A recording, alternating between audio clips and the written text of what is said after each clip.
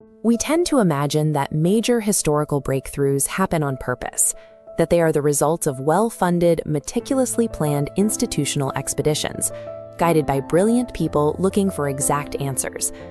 But some of the most significant revelations in human history bypass the experts entirely. In 1965, NASA launched a mission to map the Earth's surface from space. To make sure their new satellite cameras were reading correctly, they needed a control set of pictures from the ground. The person put in charge of establishing this baseline was a geologist named Bob Christensen. He chose Yellowstone National Park.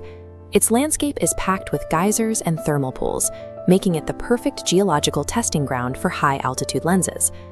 While taking ground readings, Christensen collected rock samples. He found that the bulk of the park's geology was made of rhyolite. Rhyolite is a specific type of rock that only forms during massive lava flows or volcanic explosions. The problem was, there were no active volcanoes anywhere in Yellowstone. When the NASA satellite finished mapping the park in 1972, the infrared images revealed that those unique geological features were not the product of an ancient chain of dead volcanoes. They were vents of a single, massive supervolcano, hiding right under the park boundaries. This chart illustrates the scale.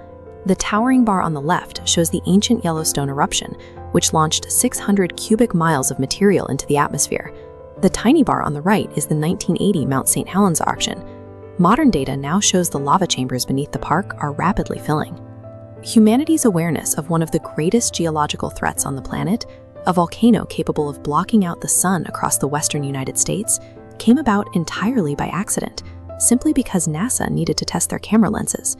This reliance on pure chance extends far beyond geology. In December 1938, a commercial fishing boat pulled into a port in East London, South Africa. Marjorie Courtney Latimer, the curator of a small natural history museum, had a routine. She would visit her fishermen friends and dig through layers of slimy bycatch, looking for unique specimens. On this particular day, she found a 5-foot-long, bright blue fish with 4 peculiar arm-like fins. She had it preserved by a local taxidermist. Weeks later, an expert identified the creature as a coelacanth. The coelacanth was believed to have died out 65 million years ago alongside the dinosaurs. By studying live specimens found in the following decades, biologists learned the coelacanth moves through the ocean by paddling its front and back fins, almost as if walking. This diagram tracks the genetic lineage of modern land animals, starting at the base with the coelacanth, the ancestor to the first vertebrates.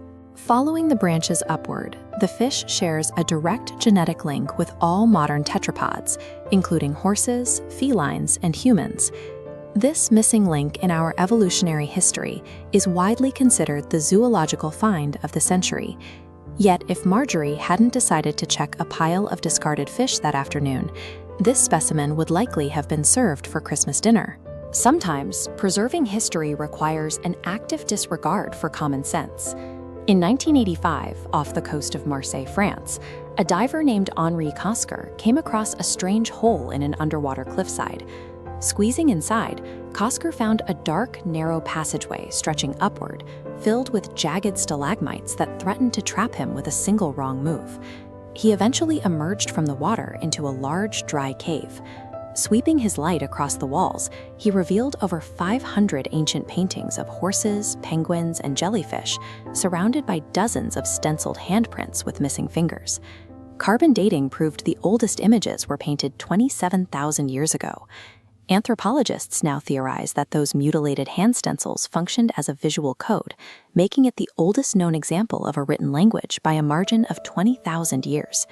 Institutional science had entirely missed a site holding 14,000 years of continuous human culture. Because rising sea levels are rapidly washing the remaining art away, the only reason we know this gallery exists is because a single rogue diver decided to swim into a dark hole. Accidental discoveries don't always result in celebration. In 1974, the remote village of Xi'an in northwest China was suffering through a severe drought. Desperate for water, farmers began digging wells. By the third day, 15 feet down into the dry earth, a shovel violently struck a buried object. Digging it out, the farmer pulled up the broken head of a clay sculpture. The villagers were terrified, convinced they had disturbed a sacred site and triggered an ancestral curse. Word reached the government, which immediately seized the area and launched a massive excavation. Archaeologists unearthed an army of more than 8,000 life-sized, individually detailed terracotta warriors, complete with bronze weapons and horses, buried there to protect China's first emperor in the afterlife. The discovery was a triumph for the state, but for the farmers, the feared curse became a reality. The government evicted the residents and demolished their village to build a museum over the site. The men who made the discovery were left in abject poverty, stricken by disease and despair. A mundane attempt to find drinking water unearthed a 2,000-year-old imperial army, but it completely destroyed the lives of the people who found it. A prehistoric fish that links us to the ocean, an ancient gallery containing the origins of written language, an entire imperial army buried in the dirt. Not one of these was uncovered by an organized expedition or an academic institution. Formal scientific research is structured and highly targeted, but human existence is chaotic. We dig wells to survive droughts. We ignore safety protocols to explore dark caves. We dig through piles of discarded fish just to see what we can find. History remains an active, undiscovered landscape resting just beneath our feet. The next paradigm-shifting revelation is likely waiting out there right now for the right person to make the right act.